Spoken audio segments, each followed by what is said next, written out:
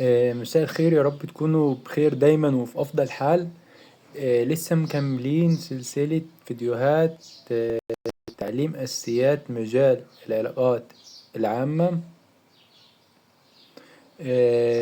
والنهاردة معانا جزئية أقسام إدارة العلاقات العامة. وهم 4 أقسام. أول حاجة هي إدارة الفعاليات، تاني حاجة التخطيط والاستراتيجية، تالت حاجة تقفيل الصفقات والشراكات، رابع حاجة وآخر حاجة إدارة الأزمات. خلينا نتكلم عن كل نقطة فيهم بتفاصيل أكتر، أو يعني نقول بشيء يوضح أكتر. وهو أول حاجة إدارة الفعاليات. في اسم في إدارة العلاقات العامة اسمه إدارة الفعاليات، اللي هو بمعنى تاني Event Management.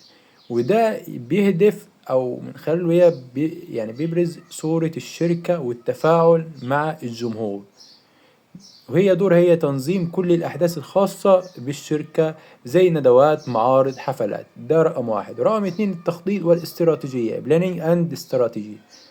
ده بهدف تحقيق أفضل تأثير بشكل منظم ومدروس، وهي دورها وضع خطة واضحة للعلاقات العامة. وبتشمل طبعا هي رقم واحد تحديد الأهداف، اتنين اختيار الجمهور المستهدف، تلاتة قياس النتائج. رقم تلاتة من أقسام إدارة العلاقات العامة هو تقفيل الصفقات والشراكات Closing Deal and Partnership. دي بهدف توسيع النشاط وزيادة فرص النجاح من خلال التعاون. ودي دورها بناء علاقات مع جهات أخرى زي الشركات، زي المؤسسات، زي الرعاة. آخر حاجة من أقسام إدارة العلاقات العامة وهي إدارة الأزمات.